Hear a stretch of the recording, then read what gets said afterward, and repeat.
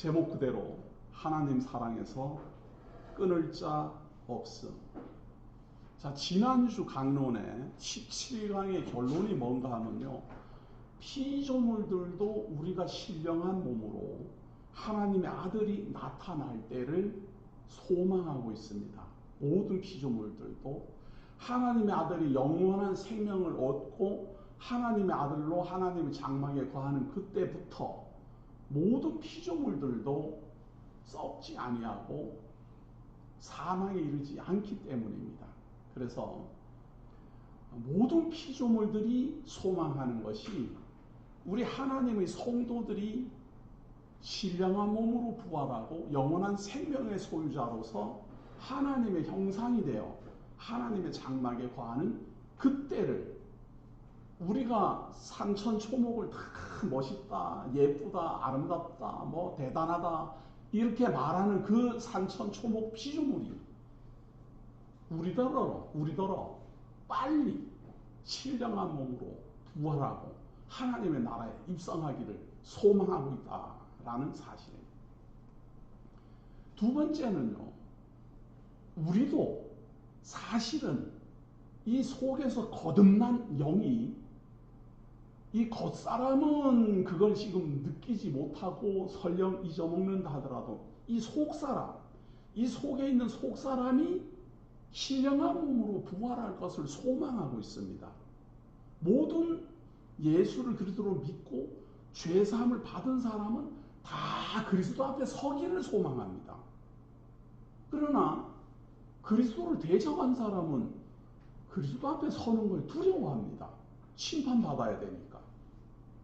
그런데 우리는 반대로 그리스도가 빨리 오시기를 소망하잖아요. 이게 거듭난 사람이기 때문에 가능한 겁니다. 아무나 이런 소망 가지지 않습니다. 빨리 예수 그리스도가 오시고 재림하시고 우리는 신령한 몸을 입고 그리스도 앞에 서는 그날, 우리는 그리스도를 향하여 내 주여 말하고 그리스도는 우리를 향하여 내 성도들이여 말하는 그날을 우리도 소망합니다. 그럼 피조물도 소망하고 우리들도 소망합니다. 믿음은 말이에요, 율법으로 구원에 이르는 것이 아니고 예수 그리스도의 대속 제물로 우리가 구원에 이른다. 율법으로 구원에 이르는 게 아니고 우리 주 예수 그리스도가 우리를 대신하여 죽으시고 우리를 살려내신 희생제물로 말미암아 우리가 구원에 이른다. 율법이 없는 이방인들도 사망 권세에서 해방을 얻는 것이 우리들의 능력이나 우리의 공로나 우리의 의로 하나님 앞에 의롭다함을 얻는 것이 아니고 오직 하나님께서 준비하신 구원의 길, 창세전에 그리스도 안에서 택정하신 대로 우리를 인도하시는 그 인도하심을 따라 구원에 이른다. 이것이 믿음이에요. 여기에 근거하여 소망은 알아서 율법에서 해방 얻은 사람이나 사망 권세에서 해방 얻은 사람이나 최종적으로 영원한 하나님 나라에서 영원한 생명을 소유하게 되는 그날을 소망하는 것입니다. 자, 세 번째는 성령님도 우리가 그렇게 되기를 간절한 마음으로 우리를 위하여 간구합니다. 우리는 마땅히 빌 바를 몰라가지고 뭐를 하나님께 구해야 될지를 몰라가지고 잠깐 이 세상에 살다가 사라지는 이 육신을 위하여서 뭐를 자꾸 간구합니다. 성령 하나님은 영원한 생명을 위하여 간구하고 신령한 몸의 부활을 위하여 간구하는데 우리는 엉뚱하게도 이 세상에서 오래 살기, 이 세상에서 출세하기, 이 세상에서 행복을 누리기, 이렇게 잘못 구하고 있는 거예요. 그러나 성령님은 잘못 구하고 있는 우리들을 탓하지 아니하고 성령으로 거듭난 속사람을 위하여 우리를 위하여 간구하는 겁니다. 이 짧은 생 끝나고 육신은 흙에서 왔으니 흙으로 돌아가지만 영원한 생명으로 하나님 나라에 입성하게 될 것을 간구하는 겁니다. 우리가 마땅히 빌 바를 모르지만 성령님께서는 우리를 위하여 간구합니다. 이것은 성령 하나님의 소망입니다. 우리가 빨리 영원한 생명을 얻고 하나님의 아들로 영생하기를 소망하는 것.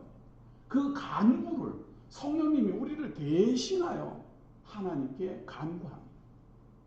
따라서 우리가 육신적으로 좀 모자라고 육신적으로 좀 부족하고 육신적으로 좀 하나님 앞에 부끄러움이 있다 하더라도 그런 영육 간의 모든 것이 합하여서 결론은 영생이에요. 결론은 모든 것이 합하여 하나님의 뜻, 영원한 생명, 하나님의 형상, 하나님의 장막에 거하도록 인도하실 겁니다. 이것이 성령 하나님의 뜻입니다. 자, 피조물도 소망하고 우리도 소망하고 성령 하나님의 간구도 간절함이 우리가 영원한 생명 얻고 하나님 나라에 입성하는 것.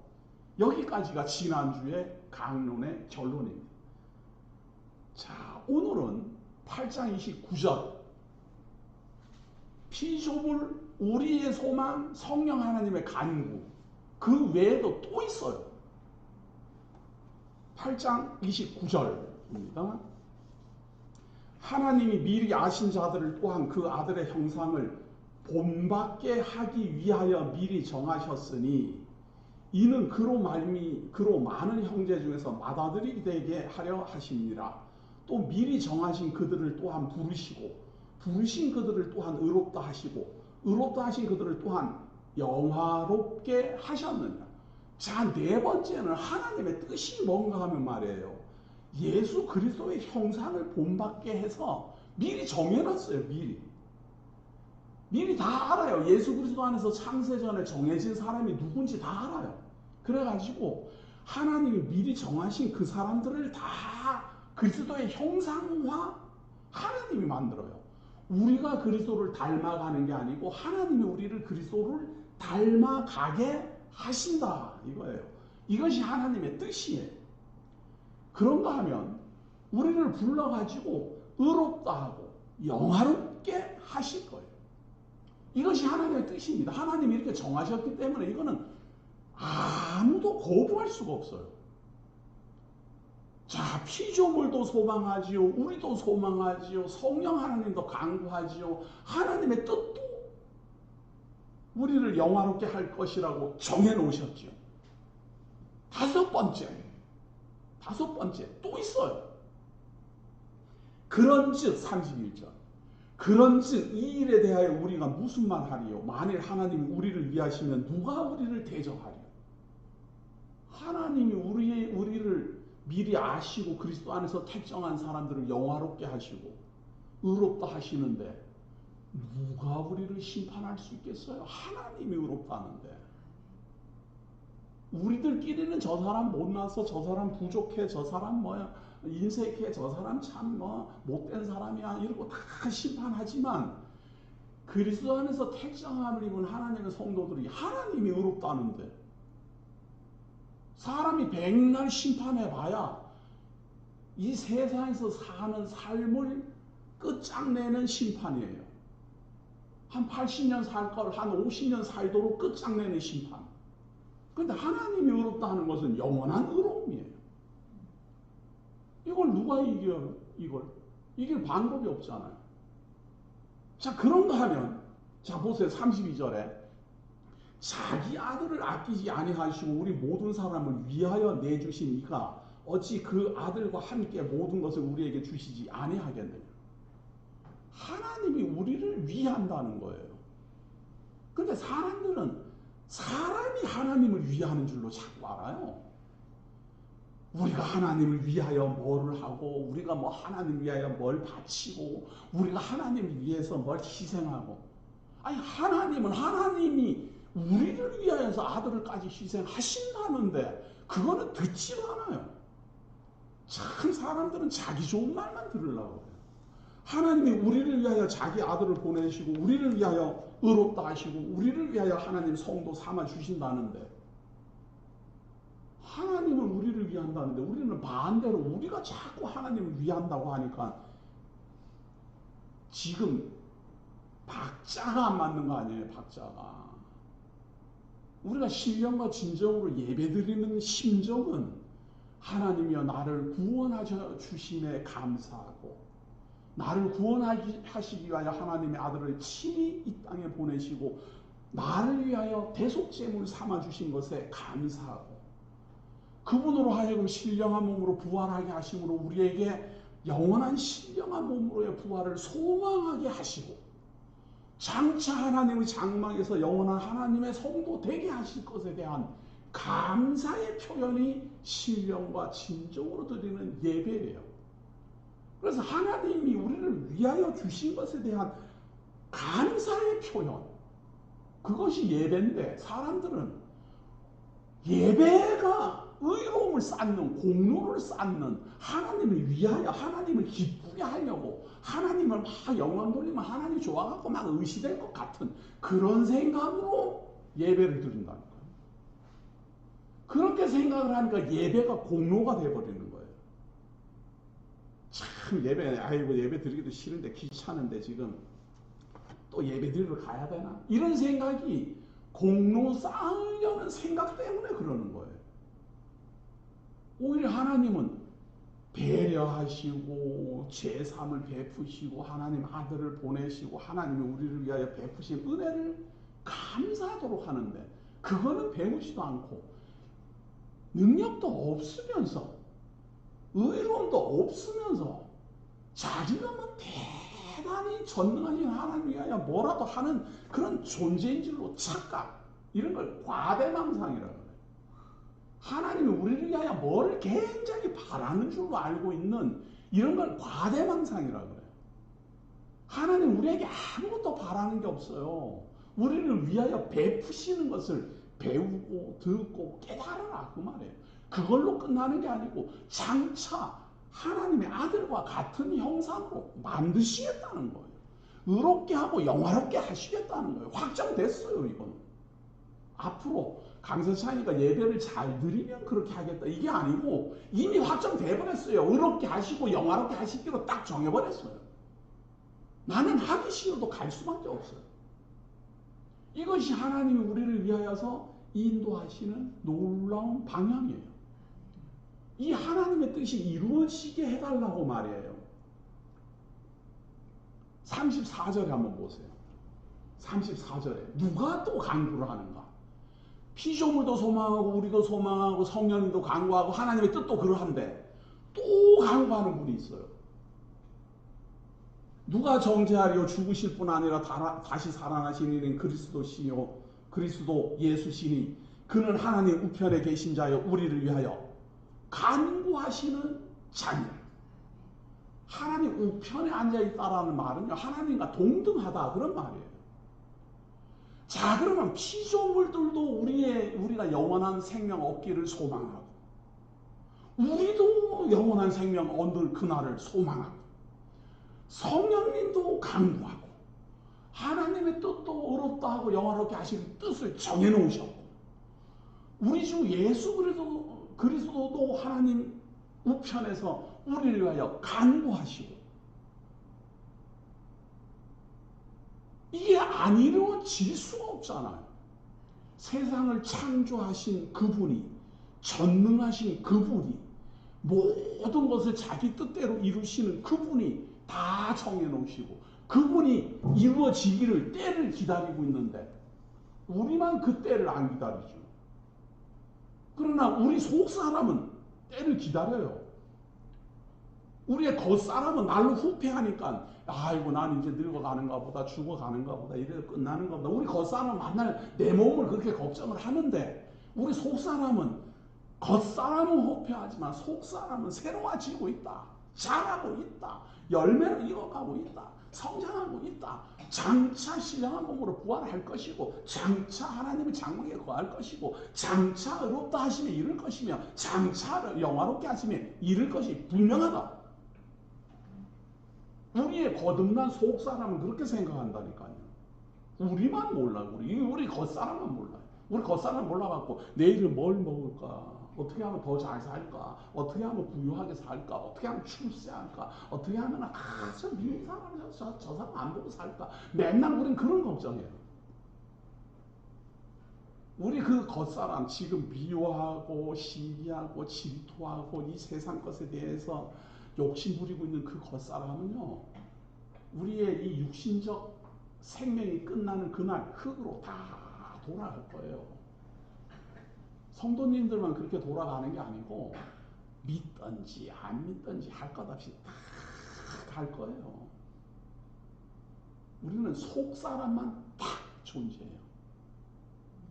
이 속사람이 때가 차면 흙에서 흙으로 돌아가는 그 겉사람이 신령한 몸으로 변화될 때에 함께해요. 영육간에. 그래야만 육신도 영원히 존재할 수 있어요. 이 육신 가지고는 영원히 존재하면 오히려 저주예요. 아니 100년만 살면 벌써 쩌우쩌라고 볼품도 없어지는데 그렇게 영원히 살려면 어떻게 하는 이야기예요. 그건 오히려 저주예요. 그러니까 육신은 가고 신령한 몸으로 거듭나는 날을 소망해야 돼요. 자, 그럼 피조물도 그렇게 소망하고 우리도 그렇게 소망하고 성령님도 간구하고 하나님의 뜻도 그러하고 우리 주 예수 그리스도도 그래요. 이걸 소망으로 삼았다면, 이걸 소망으로 가진 사람이 바로 성도들이에요. 그렇다면 35절 누가 우리를 그리스도의 사랑에서 끊으리요? 환난. 이 환난이라는 건 잠시 잠깐 지나가잖아요. 아무리 뭐 태풍이 불어와도 이번에 태풍은 이상한 태풍이더구만요. 태풍이 딱 와가지고 태풍이 올라와가지고 중국 상하이를 막 때리더니 그것도 그냥 때리는 게 이렇게 지나가면서 때리는 게 아니고 머무르면서 이틀 동안 머무르면서 계속 태풍이 상하이에서 빙빙빙빙 돌다가 우리 한국으로 오더구만요. 오면서 제주도 우리 온유님네 지금 내일 간다는데 그 온유님네 가는 그 제주도에다가 물폭탄을 막 뿌려가지고는 이제 대구로 뭐 이제 부산으로 도착해서 대구로 해갖고 올라온다고 대구 지역에서 초비상이 걸려 있는데 이 태풍이 슬그머니 일본 쪽으로 이런 예가 없어요. 보통 태풍은 우리 남해로 이렇게 올라오면 동해로 해갖고 이렇게 올라가지. 남해로 와가지고 일본으로 가는 경우가 없어요, 이게. 근데 이번에 이 찬투는 일본으로 직행하는, 일본으로. 제가 인터넷 보니까, 물론 제가 일본어를 아는 건 아니지만 해석을 해놨어요. 이 찬투가 상하이에서 남해로 이렇게 인접해니까 일본 사람들이 밑에다가 꽃이다. 물 좀 많이 뿌리고 지나가라. 좀 피해 좀 막심하게 줘라. 아이고 무슨 동해가 어디 있냐? 대한해역이 어디 있냐? 왜 그런 거짓말을 쓰느냐? 세계 지도에 대한해역은 없다. 뭐 이런 거 막 써놨는데 제발 자기네들이 말하는 동해상으로 지나가면서 피해 좀 막심하게 입혀라. 그러다가 기합을 했어요. 태풍이 들었나 봐요. 이것들이 까부는 거예요. 일본으로 가보세요, 일본으로. 근데 아무리 힘들어도 다 지나가잖아요. 영원한 생명과 신령한 몸하고는 비교가 안 된다 그 말이에요. 하나님의 영원하신 사랑하고는 비교가 안 된다 그 말이에요. 환난이나 곤고나 박해나 기근이나 적신이나 위험이나 칼이냐 이거 전부 다 겉사람을 힘들게 하는 거잖아요. 우리가 지금 속사람이 어려가지고 겉사람에게 휘둘려가지고 이 겉사람이 걱정하는 것을 우리는 걱정해요. 그래서 환난을 두려워하고 공고나 박해나 기근이나 적신이나 위험이나 칼을 두려워해요. 저도 그래요. 겉사람은 따라가요. 그러나 저는 제가 원한 것이 아니고 하나님이 원해서 성령 하나님이 중생하여 거듭나게 한 속사람이 내게 존재함을 제가 믿는 거예요. 성령으로 중생하여 거듭난 영이 내게 존재하여 하나님의 말씀이 들리고 하나님의 말씀이 깨달아지고 하나님의 말씀을 또 전하고 함께 예배하는 이 놀라운 내 현실이 믿어지는 거예요. 그대로. 겉사람만 생각할 것 같으면 예배드릴 시간이 어디가 있어요. 굶어 죽지 않으려면 돈이라도 벌어야지. 열심히 뛰어다녀야죠. 남보다 더 잘 살려면 얼마든지 악착같이 돈을 벌어야지. 누구에게 지지 않으려면 무슨 저 사람을 한 대 때리면 난 두 대 때릴 생각을 해야죠. 그래서 상대방을 이겨야만 살 수 있는 이 현실에서 어떻게 해서든지 누구보다 더 부지런히 해야지 되지요. 그럼에도 불구하고 지금 예배를 드리고 있는 이 현실, 이 부정할 수 있는 내 자리, 이것이 내 속사람이 나로 하여금 이 자리로 인도해왔다. 이 속사람은 영원히 존재할 거예요. 이 몸이 신령한 몸으로 변화되는 날을 기다리고 있을 뿐이에요. 그때는 욕심도 환난도 기근도 위험이나 칼이나 이런 것들이 다 무의미해요. 왜? 안 죽는데요. 우리가 환난을 왜 두려워하는 줄 아세요? 죽을까 봐 그러잖아요. 왜 기근을 두려워하는 줄 아세요? 굶어 죽을까 봐 그러잖아요. 우리가 박해받는 걸 왜 싫어합니까? 아프니까. 그렇게 박해받다가 결국에는 죽을까 봐. 칼을 왜 두려워합니까? 사망 권세니까. 근데 속사람은 안 죽는데 그걸 왜 두려워하겠어요? 더구나 그리스도가 우리를 위하여 간구하고 하나님의 뜻이 그러하고 성령님이 우리를 위하여 간구하고 우리도 그렇게 되기를 소망하고 피조물들도 그렇게 될 날을 소망하는데 이것이 육신은 사망 권세가 최고치예요. 이 육신을 두려움에 떨게 하는 건 힘은 사망이 끝이에요. 사망. 죽으면 끝나는데요. 그런데 하나님의 뜻은 예수 그리스도의 간구는 성령님의 간구는 뭔가 하면요. 우리의 육신이 죽어도 영원하신 분들이니까 영원하신 분들의 이 소망이 이 영원하신 분들의 뜻이 이 영원하신 분들의 간구가 우리는 죽든지 말든지 이루어지게 되어 있어요. 죽으면 끝나는 거 아니야? 누가 끝난대요? 하나님이 안 끝나니겠다는데 그리스도의 형상으로 본받게 하겠다는데 그리스도의 형상이 뭐예요?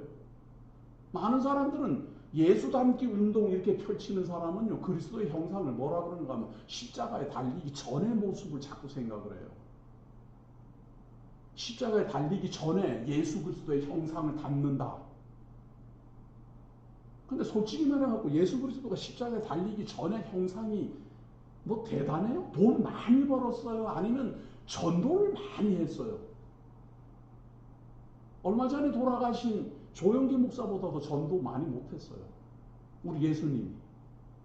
또 무슨 고아와 무슨 과부나 불쌍한 사람들 끌어모아고 먹여 살렸어요? 아니면 권세를 얻어가지고 무슨 대단한 업적 이루었어요?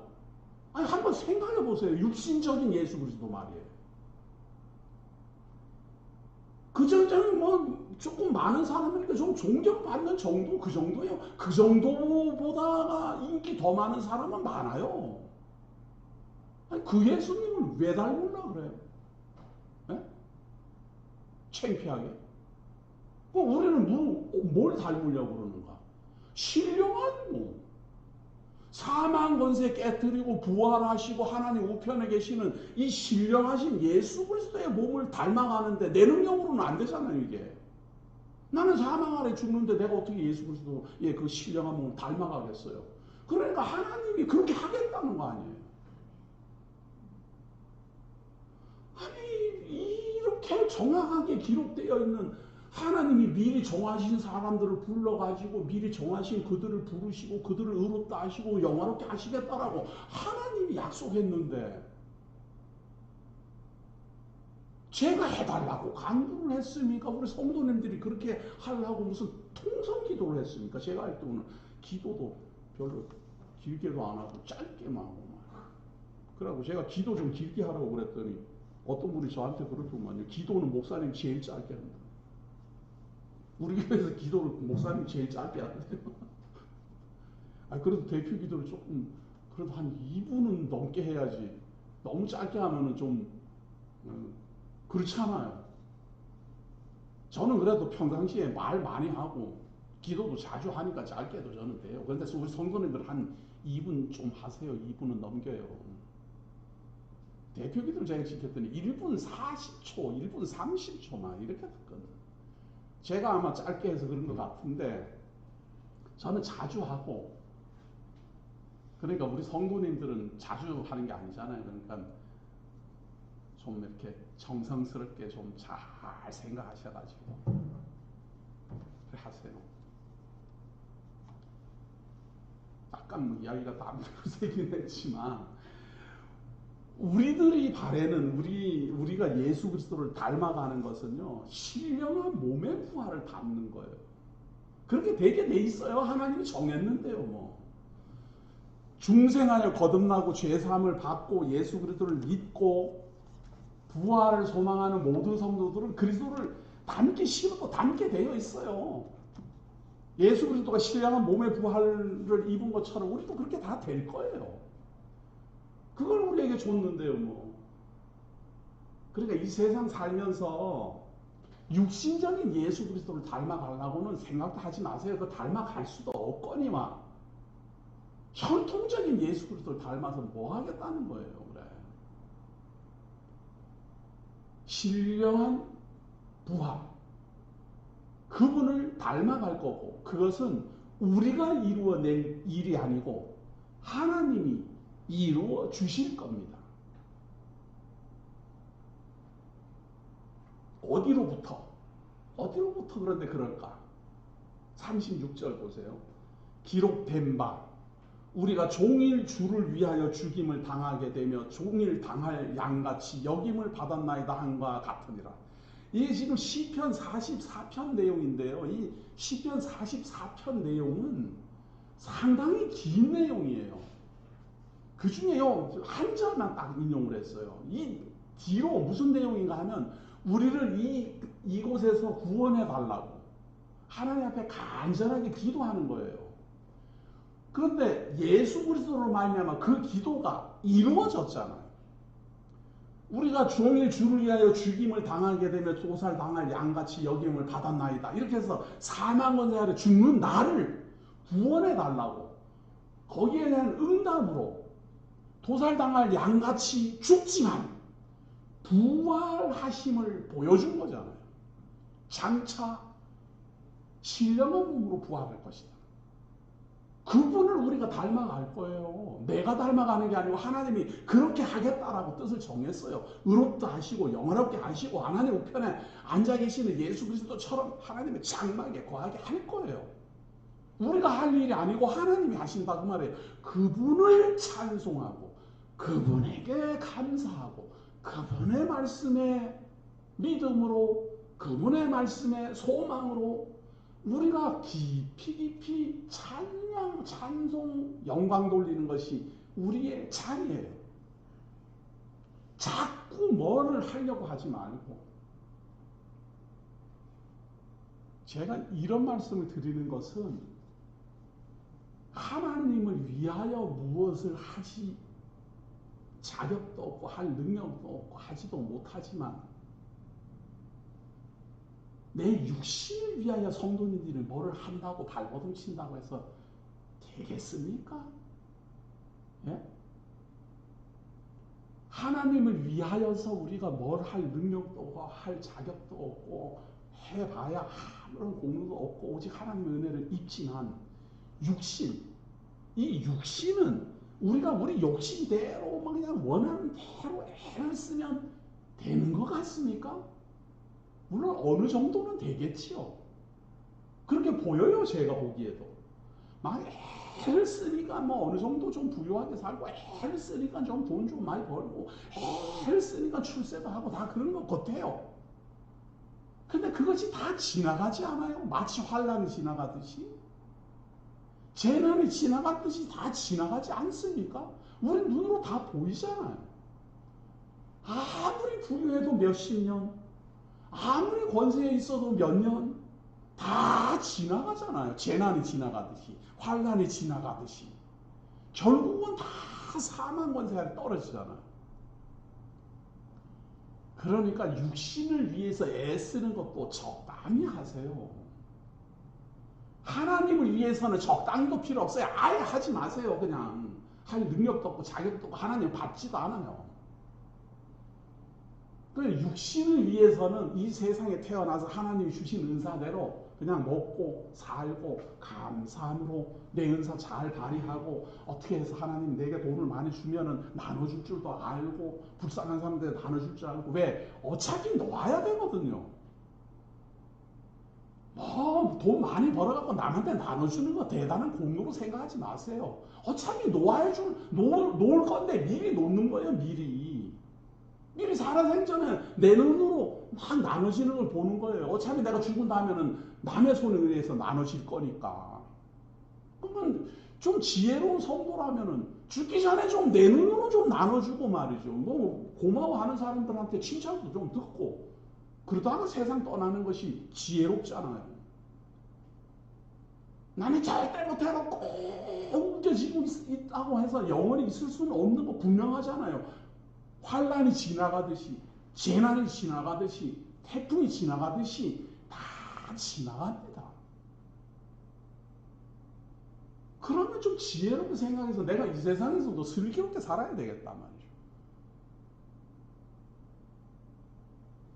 그러니까 하나님을 위하여서 애쓰지 마시고, 왜냐하면 하나님이 우리를 위하여 애쓰니까.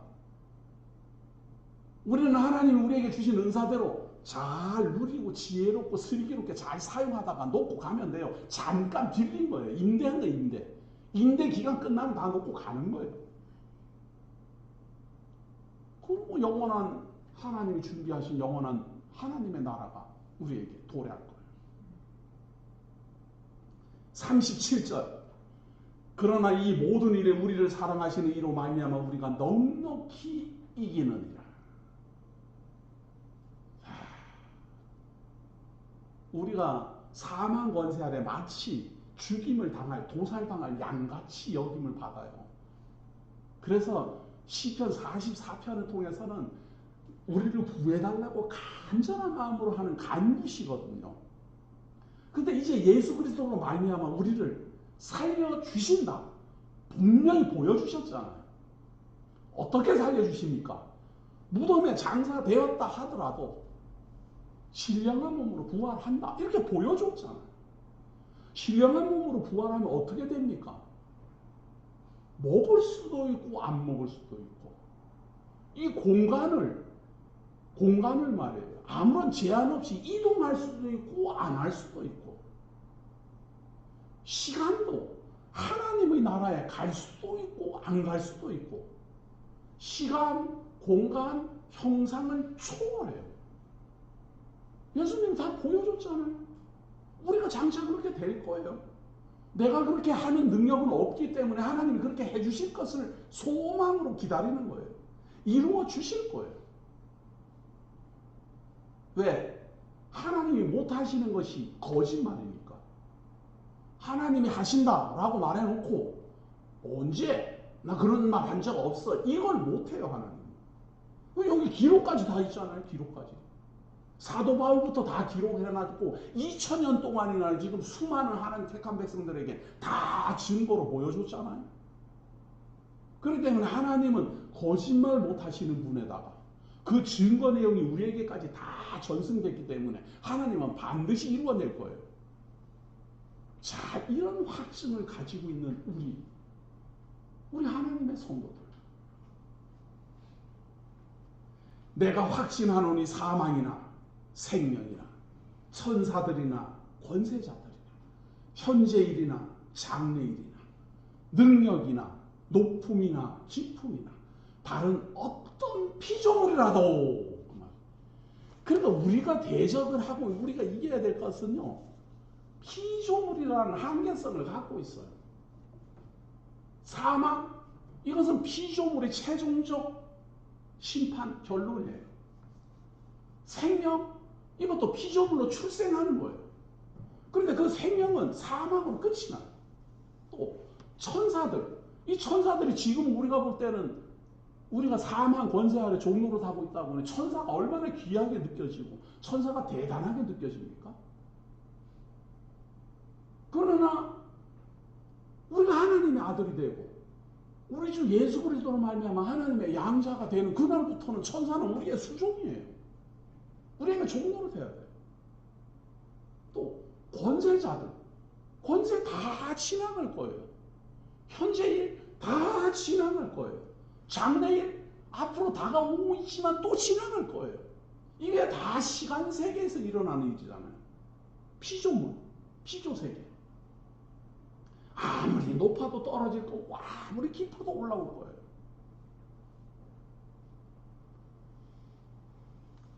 하나님의 택한 백성으로서 슬기로운 사람이라면 잠깐 있는 일에 모든 것을 쏟아붓기보다 영원한 것에 가치를 두어야 되지 않겠어요? 내가 영원한 몸으로 부활을 할 거고 영원한 생명을 얻게 될 것이고 하나님의 영원한 성도가 될 것이다. 피조물도 소망하고 우리의 속사람도 소망하고 성령님도 간구하고 하나님의 뜻도 그러하고 우리 주 예수 그리스도도 청해나고. 그럼 나는 할 게 뭐가 있어? 할 게 없다니까요.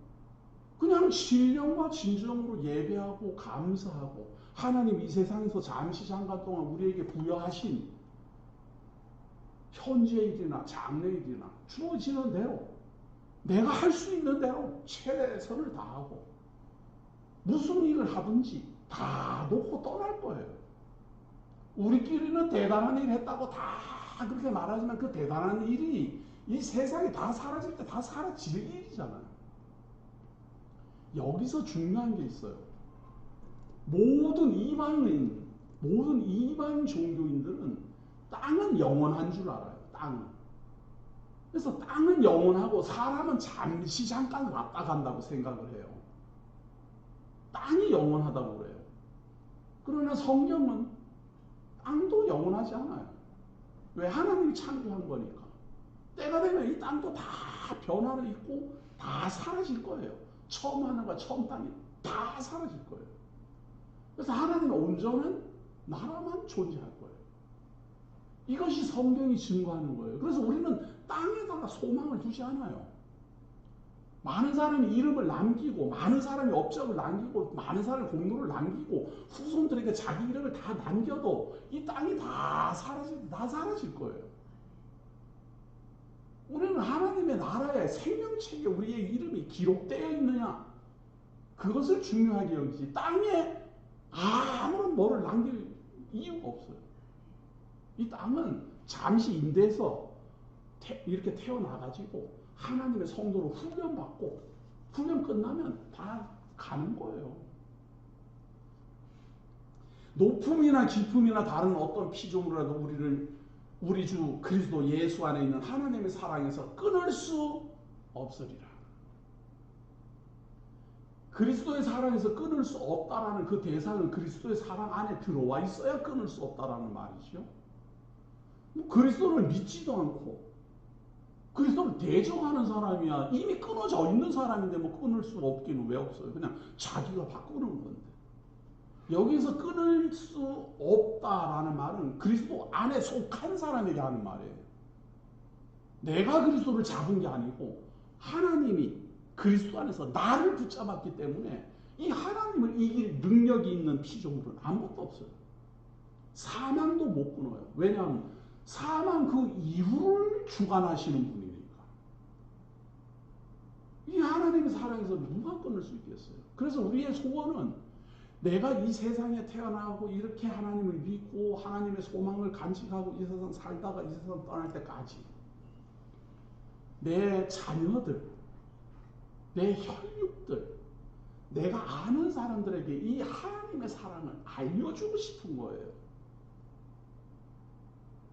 우리가 하나님의 뜻을 자꾸 전하고 이렇게 성경을 가르치는 것은 나만 누리고 말려는 것이 아니라 이 기쁜 소식을 나도 듣고 택한 자도 누구인가 모르지만 들을 자가 있을 거라고 확신을 가지고 내가 구원 얻듯이 내가 그리스도 안에 속하듯이 누군가가 반드시 그리스도 안에 속할 것이라고 생각을 하고 열심히 전하는 거예요. 그런데 그 첫 번째 대상은 누가 뭐라 그래도 내 혈육, 내 형제, 내 자매, 그 다음에 이웃 이렇게 자꾸 가잖아요. 아는 사람들. 그런데 내 혈육도 내 형제 자매도 이게 참 전달이 안 되고 답답해요. 너무너무 안타까워요.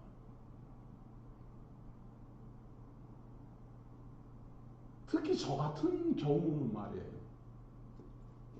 이렇게 말씀을 계속해서 전하다가 보니까 제가 일부러 그렇게 되는 게 아니고 자꾸 전하다 보니까 어떻게 됐는가 하면 이 하나님의 말씀에 대한 이 생각들, 이 기억들이 다른 사람들보다 많을 것 아니에요.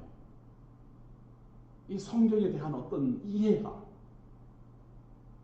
아주 많다가 보니까 진짜 전혀 모르는 사람을 만나면 어디서부터 말을 해야 될지를 제가 모르겠어요. 아주 이분한테는 어디서부터 어떻게 가르쳐야지 이 하나님의 뜻을, 이 예수 그리스도의 사랑을, 이 성령님의 간구하심을, 이 속사람에 대한 내용을 도대체 어디서부터 시작을 해야 될지를 제가 모르겠어요.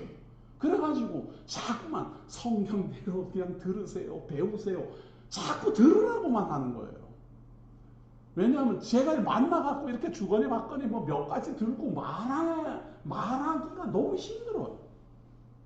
그래서 제가 주로 하는 말은 창세기 들으세요, 마태복음 들어보세요, 누가복음 제일 쉬워요, 이런 말밖에는 못하는 거예요. 왜? 하도 할 말이 많아서. 하도 할 말. 이 많은 말을 저는 누가 뭐라 그래도 제 혈육한테 하고 싶어요. 뭔가 이 세상에서 태어날 때 저는 제 뜻대로 태어나지는 않았지만 그래도 하나님이 한 부모, 어머님 아버님 안에서 한 형제로 형, 동생, 누이 뭐 이렇게 태어나게 했으면 뭔가 인연이 있으니까 뭔가 관계가 있으니까 태어나게 한 사람들 아니에요? 더구나 어떤 여인을 만나서 결혼해서 자녀가 태어났어요. 아니, 뭔가 하나님의 뜻이 있으니까 내 자녀로 태어난 거 아니겠어요? 그렇기 때문에 우리가 이 하나님의 뜻을 증거할 때 제일 안타까운 대상이 누군가 하면 혈육, 혈통이에요. 저는 정말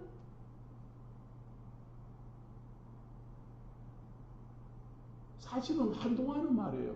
제가 어려서부터 성경을 너무 좋아했고 어려서부터 성경에 대한 어떤 남다른 어떤 해박함이 있어가지고 제 자녀는 태어나면서부터 아주 성경을 해박할 줄 알았어요. 근데 가만히 보면 다 가르쳐야 돼요. 지금 가르쳐야 돼요. 정말 안타까움으로 가르쳐야 돼요. 막 모든 사랑을 다 담아서 정말 진실되게 가르쳐야 돼요. 결국은 다 전해야 되더라고요. 이게 하나님이 우리에게 이 세상에서 주신 사명 같아요.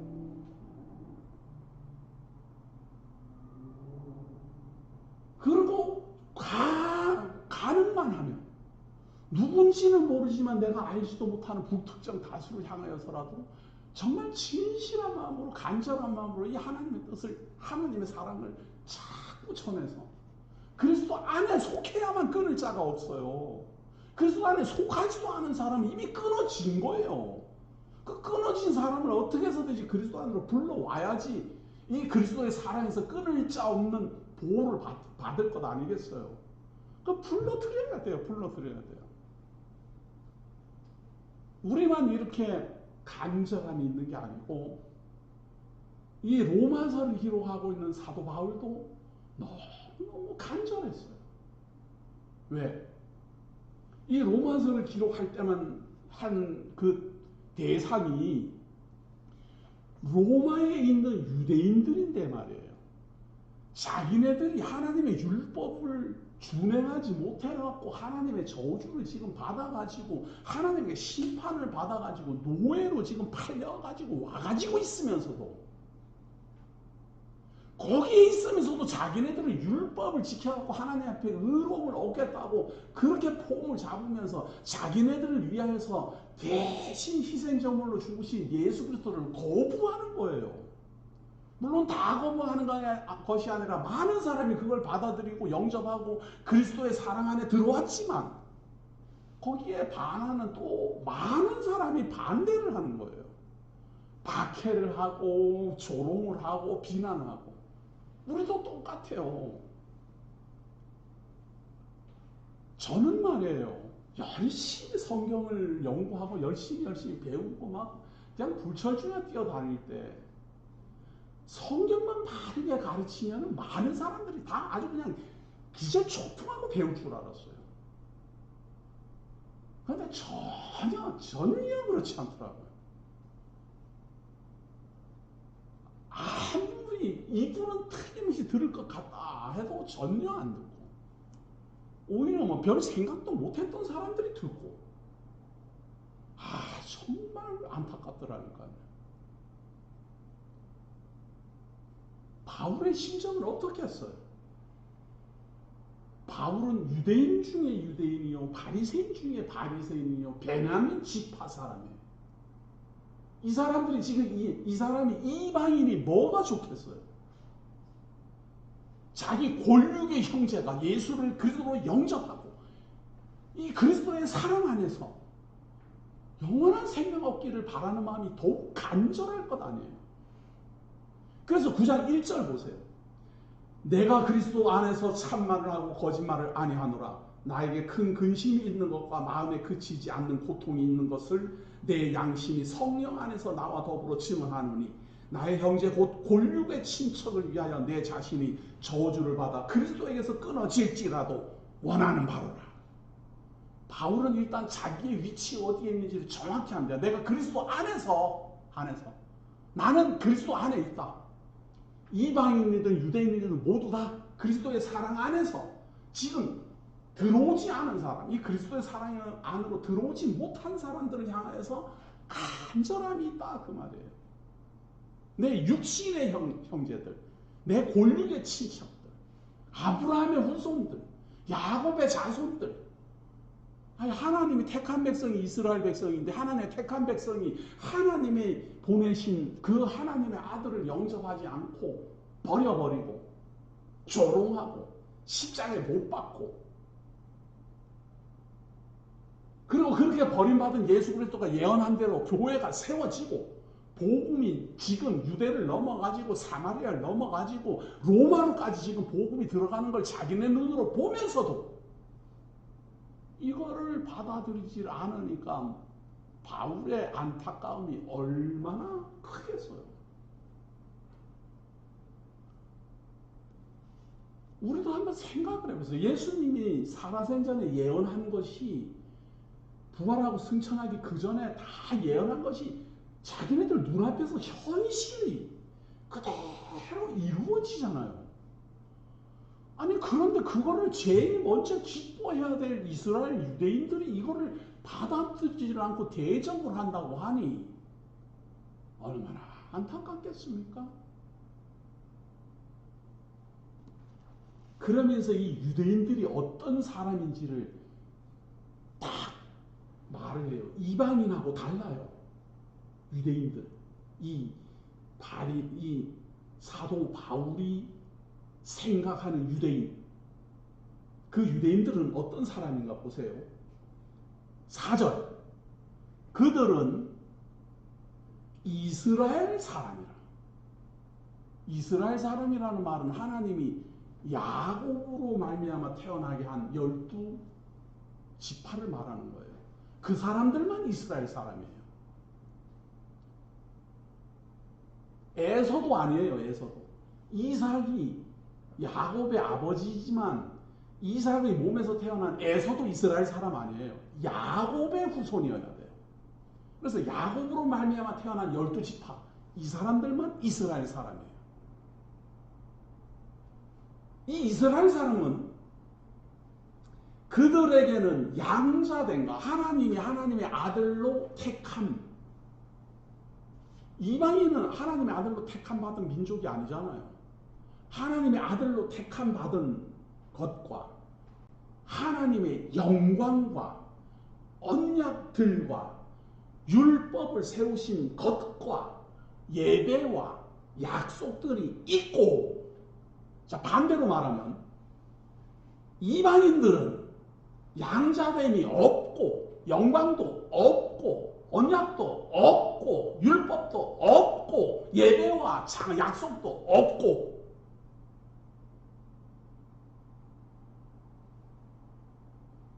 이게 구분이 되십니까? 바울은 이스라엘 사람들하고 이방인을 확실히 선을 긋잖아요. 이방인들은 약속도 없고 예배도 없고 율법도 없고 영광도 없고 양자됨도 없고, 이방인은 아무것도 없어요. 그냥.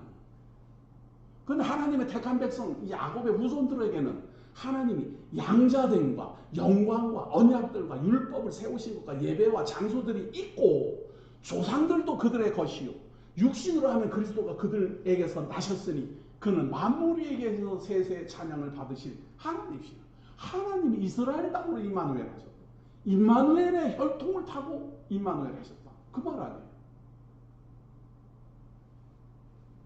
아브라함과 다윗의 자손으로 하나님이 오셨다. 이 말은요, 제가 누누이 강조하는, 하나님은 이방인에게 율법을 주신 적도 없습니다. 계명도 주신 적도 없습니다. 언약도 하신 적도 없습니다. 이 말에 대한 변증이에요. 지금 사도 바울이 분명히 선을 긋잖아요. 하나님의 약속은 누구에게 있습니까? 이스라엘에게 있다. 하나님의 율법은 누구에게 주셨습니까? 이스라엘에게 주셨다. 예배, 하나님께 예배드리는 성전은 누구에게 주셨습니까? 이스라엘에 주었다. 약속, 하나님이 약속하셨어요. 뭐 여러 가지 약속을 하실 때 그 약속을 누구에게 주셨어요? 이스라엘에게 주셨어요. 이방인은 2차예요. 이방인은 하나님께서 약속을 하실 때 이스라엘 백성들을 죄 없이 하시고 그들로 하여금 하나님의 백성 삼아 주신다. 그리고 땅 끝까지 복음이 전파되어서 선들이 하나님을 앙망하리라. 이렇게 2차로 약속됐어요. 2차로. 1차는 전부 이스라엘이에요. 그런데 뭔 이방인 족속, 그것도 조선 사람들이 갑자기 무슨 율법 지킨다고, 뭐 안식일 지킨다고 폼을 잡고 그래요.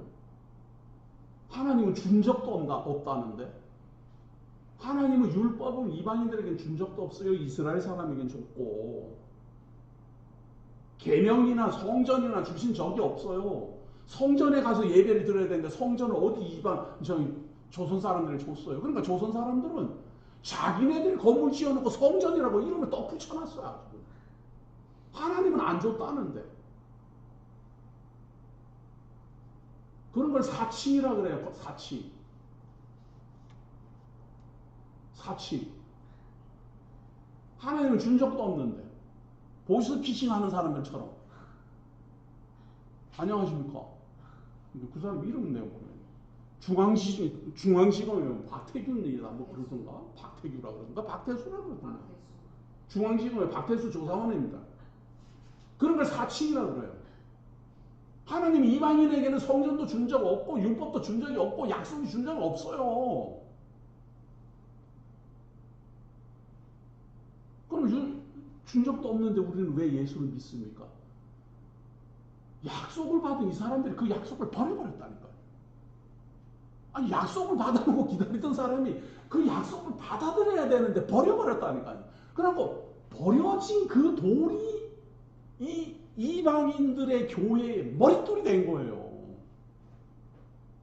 그래서 우리는 2차예요, 2차. 1차는 첫 열매로 구원에 이른 사람들은 초대교회잖아요. 교회가 유대인들이 예수 그리스도를 아무도 영접을 안 한 게 아니라 초대교회 사람들을 영접을 했잖아요. 그래서 초대 예루살렘 교회가 건립이 되고 초대 예루살렘 교회가 복음을 막 전파하기 시작했잖아요. 일부분만. 그리고 계속 유대인들이 이제 예수를 그리스도를 믿어야 되는데 이 로마에 있는 사람들도 믿지는 않는 거예요. 영접하지 않는 거예요. 그러니까 바울이 안타까운 거예요.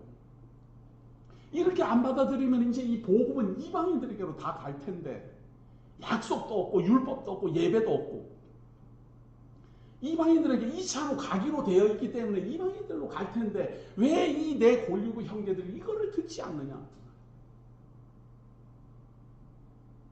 제 심정도 똑같아요.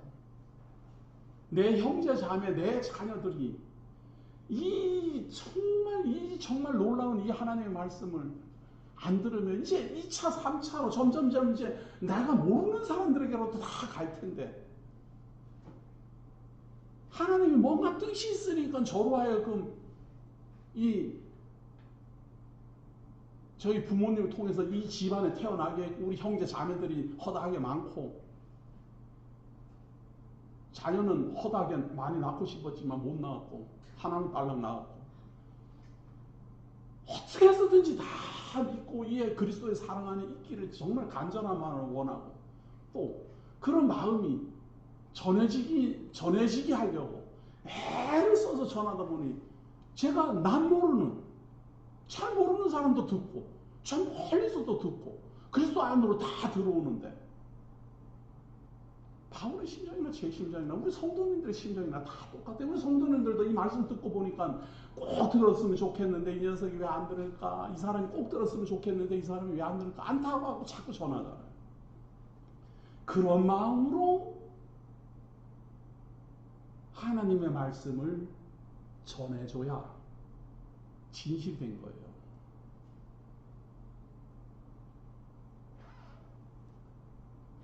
자, 왜 이 이스라엘 사람들이 이 복음을 받아들이지 않았을까? 약속도 있고 예배도 있고 하나님의 영광도 있고 율법도 있고 그런데 왜 이분들은 예수 그리스도를 받아들이지 않고 그리스도의 사랑에 들어오지를 않았을까? 오후 시간에 확인하도록 하겠습니다.